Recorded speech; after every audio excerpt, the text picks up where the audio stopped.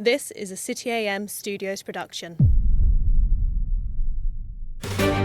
Hello and welcome to Business as Usual, brought to you by Okta with me, Matt Kenyon. And me, Simon Hunt. Coming up, a major hike in fuel prices boosts sales at Tesco, which is bracing for higher inflation in the weeks ahead. With all eyes on the World Cup, new reports suggest the Sumo could return to London again. Could this be the next big sporting phenomenon? Plus, Kaleb Cooper from Clarkson's farm tells City AM the government needs to keep farmers on side and that the public doesn't really care about the price of milk.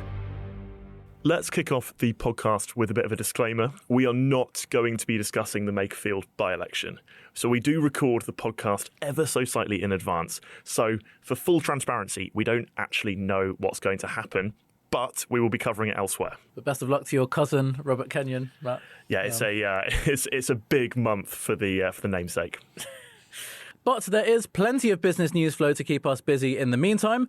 Tesco posted results on Thursday with a pretty striking rise in fuel sales following energy shocks from the war in Iran. Our chief reporter, Ali Lyon, has been across this. Welcome, Ali. Thank you. Good to be here. So what have the Tesco results told us?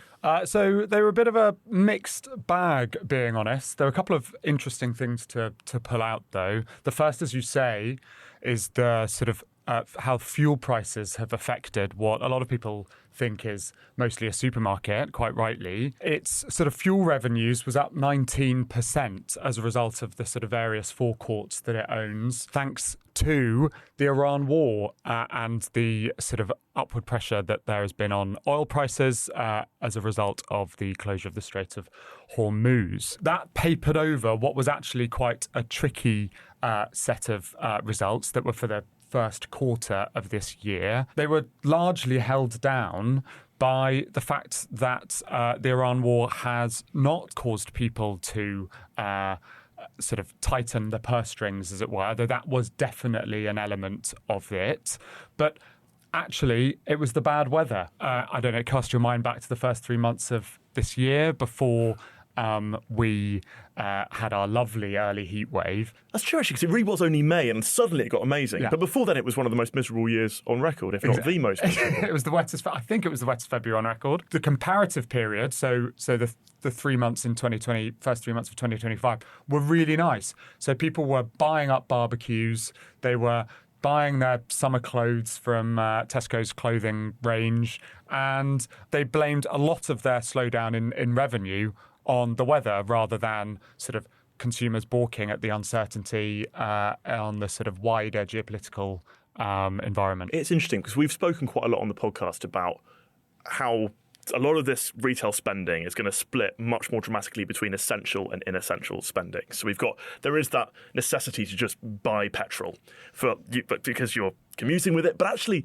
a lot of this summer spending is going to be much more discretionary and much more inessential. And I wonder if people at Tesco's are worried about that there will come a point that even with the glorious weather, if there is more of a price crunch and more of a sort of more awareness and value for money crunch, that actually some of the things they've been relying on, that seasonal spending, could get squeezed as well. Yeah, and it also just makes things slightly unpredictable, doesn't it? I mean, that sort of burst of barbecue buying will just have been delayed to the Q2 results, and I'm sure that the weather and also subsequently the World Cup will help them massively in future earnings. But just the nature of the reporting periods just means that it was made to look pretty bad in these set of results. Another thing to discuss with Ali, the FTSE 100 lost one of its members this week.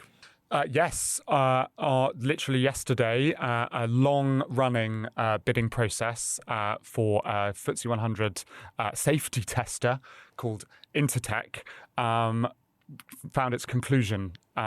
So EQT, a Swedish private equity company, bought Intertek for £10.7 billion. So that was at a 40% premium to its sort of share price going into this sort of months-long rounds of bidding from EQT. And it's just the 22nd, I think, company that has been bought or has been subject to bidding since the start of the year. So it's a really sort of worrying or sort of big trend of capital markets this year. I guess what does it say about the London stock market that even the safety testers are not safe from foreign takeovers? Well, it says quite a lot, I think. So I think the easiest way to think about this is if you just look at a metric called price to earnings, which sounds very complicated, but actually makes a lot of sense. So what it means is sort of what is its market share price value compared to, in a ratio to what it earns. And in the US, a company's shares are worth sort of 30 times what it earns, and in the UK that number is down at as low as 12. So what that means is all these international buyers, like Swedish private equity firms, or just US or international rivals, will look at these low-valued London-listed companies and think, rather than going to one that's worth 30 times earnings in the US, go, oh, I'll pluck one off London, thank you very much, at a cut-price deal. And that is exactly what's happened here. I'm going to make one more point about Intertech, which is much less intelligent than what you two have been saying, which is that for a firm that combines both the words internet and tech, it's extraordinary that it's a safety tester. It does have the most fancy, futuristic name, and it'll be a shame to see it lost from the FTSE. One more thing, Simon, you've been looking into a British-listed firm that has been making hay from the SpaceX listing. Yes, so we've been talking on the podcast the past few days about the SpaceX IPO, in no small part because of how massive it is, how much interest there's been, how it's made Elon Musk a trillionaire. But there are some other beneficiaries to it, including beneficiaries in the London stock market. Now, some of those will be investment trusts, investment firms that have themselves had stakes in SpaceX, and I'll just have seen their price rocket as a result. But there are also smaller firms that aren't investment related that have seen their shares do really well because they are suppliers to SpaceX. And the best example is an AIM-listed firm called Filtronic. And again, another really cool name. Yes, and again, it does something that I cannot explain. I can't really explain what it means, but I can tell you what Google is telling me, which is that it provides radio frequency technology, specifically solid-state power amplifiers used in the ground stations that connect to SpaceX's Starlink satellite network. So Beautifully again, put. Not entirely sure what that means, but if you realized early on how valuable or how important SpaceX was going to be, and you got in early, you would have done incredibly well by buying shares in Filtronic. Their shares are up 2,000% over the past 3 years. And indeed, they have doubled in the past 6 months in the run-up to the SpaceX IPO. I think people are starting to realize how significant this little small-cap stock is in a much bigger story about what's going on in the NASDAQ. It does seem to be a bit of a British success story that we are producing a lot of companies which are, even if they're not necessarily what Peter Carl wants them to be and the actual trillion-dollar companies, they are the ones which are becoming quite crucial parts of the supply chain into trillion-dollar companies. Yeah. I mean, one thing we don't have in the UK in spades, as the US does, is these kind of big-name CEOs that are, sort of very charismatic, and they've got massive growth plans to turn themselves into to build trillion-dollar companies or whatever. What we do have is lots of very clever, nerdy people who build lots of very specialist technology, which is supportive of that wider mission of the big US CEO. And I think that we mustn't discount the value of having those sorts of companies. Why do you think? I'm intrigued by this point with the difference between a UK and a US CEO. Do you think that's because they just have such a more intense relationship with MBAs? That there is this sort of this management culture towards like hyper growth. That Yes. maybe we're just more willing to stay in our lane and say, actually, we're going to be wonderful at producing this little component, but we're not going to hyperscale in the same way. Yeah, I think so much of it is a culture issue. So much of it is about British people generally being a bit understated, and US people being bluntly the complete opposite of that. And that does have an effect when you're trying to raise money, when you're trying to lay out sort of growth projections, and that sort of thing. But I think that's always been a bit of a cultural distinction. Years ago, I used to be involved in producing a list of billionaires, a sort of wealth list, and we had both European and US billionaires on that list. And when you'd call up the European billionaire and say, "We think you're worth $5 billion," they'd say, "Oh no, I'm not worth anything like that." I don't know where you've got that estimate from. I'm worth much less than that. And you'd call up the US billionaire and they'd say, I'm worth double that. You need to change your number now. And that is just, that is just the cultural distinction, I think. That is all we've got time for on the corporate side today. But coming up after the break, the Sumo could be making another return to London.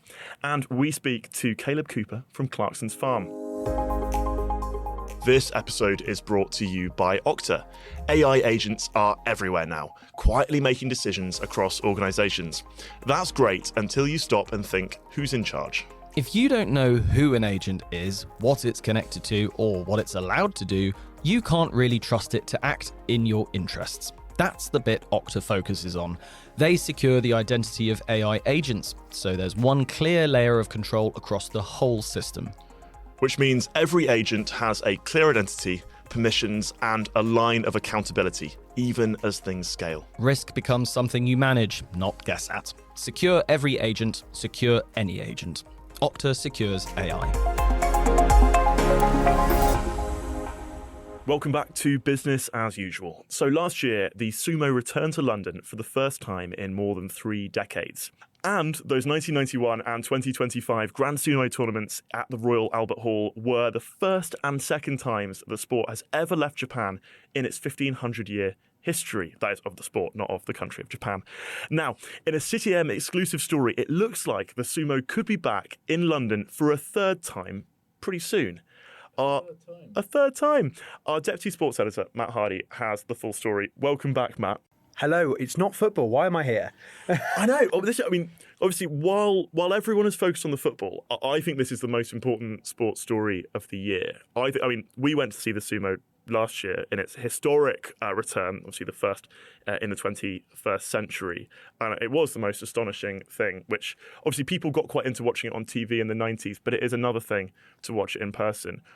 But it could be coming back. Yeah, so it's no secret this past week, London Mayor Sadiq Khan's been in Asia, talking up London. I think he won an award at some point on behalf of this wonderful city. Not a Sumo award. Not a Sumo award. And he was in Tokyo talking to the Sumo Association over there. Now, it has reached City AM that while it was quite public that this meeting was happening, that actually the real kind of the real kind of intention of this meeting was to get the Sumo back to London at least in 2030, and talks are progressing extremely well to get it back before then. Now, it was over 30 years between the first and second one. It looks like it could be less than 5 between the second and third, all at the Albert Hall.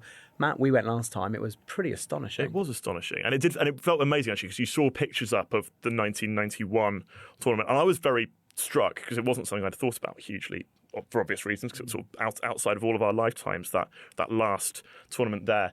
How much of a cultural halo effect it might have. It was sold out every night of the tournament. Back in the 90s, obviously, people of a certain generation will remember that it was put on Channel 4 fairly regularly. So I'm quite intrigued to hear from you, your thoughts, just so you'll have connections in the broadcast space as well. Do you get any impression there might be a bit of a media halo effect from the Sumo, that actually it might be something that ends up back on our screens in some form or another? I think so. Well, it was on iPlayer when it came last time. I wouldn't be surprised if it was upgraded to free-to-air telly. I mean, you remember last time they came, the sumo wrestlers before it's what they call a basho, the grand tournament. They had to reinforce the toilets at the Albert Hall. They had to get in 40 kilos of rice every day. So the most extraordinary diets. Yeah, these, and then do you remember they were on? Eating corn dogs in Buckingham Palace on the Lime bike? What City I loved- readers, they went to a Japanese investment bank. Yeah, I remember what I loved reading reports last year was, as much as Londoners loved going to watch the sumo wrestlers themselves loved being in London, as far as I could tell. Well, apparently it's something to do with the fact that because the sumo is so sacred over there, a lot of them don't leave Japan. You know, their job is being sumo wrestlers. And when we were there were a couple of people from Mongolia, and the winner of the whole basho was Ukrainian, which was, blew my mind. I just assumed that wasn't a thing. But yeah, it was such a good economic boost for London, but also a great advert for the Asian market of the Royal Albert Hall. Obviously, there are so many brilliant composers who would put pieces on there during the proms and stuff, but a completely different way of seeing an amazing London venue that I think people don't realise actually how small it is. It's only 5,500 seats. Have they thought about a sumo proms mashup? Because that would be amazing, wouldn't it? Oh, yes, last night of the sumo. Yeah. Yeah. I suppose what explains, on a sort of diplomatic level, the fact that of the 3 times, well, the potential now 3 times this sport has left Japan, it's all been at the same venue in the same city. I wonder whether a lot of it is the way that sumo does its tradition. It's all about kind of the same rituals. We saw when we went, there were rituals they were doing that hadn't been actually done for hundreds of years, but they do them because it's sumo and that's the way things are done. Like the version of VAR where if their version of the referee gets it wrong in traditional sense, they'd kill themselves. And obviously that's not happening now, but they still acted it as, they still talked us through the process. I wonder whether the art of sumo, obviously the guy in charge of the Sumo Association won the tournament in the 90s. So I wonder whether he's just got this affiliation with the Royal Albert Hall. And look, this is great for London. It's another example of those amazing sports that are in London that people don't always talk about. You think of the boat race, Henley, Albert Hall hosting. Sumo is another one. It's just it's the greatest city on earth for this stuff. There are so many sacred rituals involved in this sport, but actually I was also slightly disappointed by the way that clashed with London's audience culture, and that people got quite rowdy during incredibly quiet bits of it. And I wonder maybe whether actually we as Londoners need to slightly catch up with the culture of the sumo. But that's my whine over. I would say, and there's a great story if you catch Matt in the pub. I know you've got to wrap up, but there was a man behind us with the loudest pacemaker in the world. And it clicked. Do you remember this? Oh my gosh, yes. And it clicked throughout the whole thing. And for most of it, everyone thought there was a problem, but he was just enjoying his sumo. I'll forgive him that. I promised he wasn't the one that I was mentioning.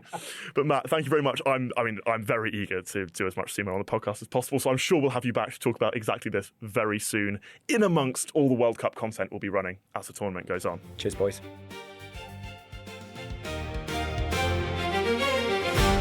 And finally, Martin isn't with us on the podcast today, you might have noticed, but he has been doing some original journalism in the meantime. He's been speaking to Kaleb Cooper, one of the stars of Amazon Prime's hit series Clarkson's Farm. Kaleb told Martin the public don't really care about the price of milk. But more importantly, everybody walks into that supermarket or local shop and grabs that pint of milk because actually they don't care the price of it. They just need it in their fridge for teas, coffees, whatever it may be. Or actually, if they paid the farmer 10p a litre more and actually goes to the farmer, would the general public know? No. I'll tell you who would know. It's, of course, the farmer, and they'll be very, very grateful of it.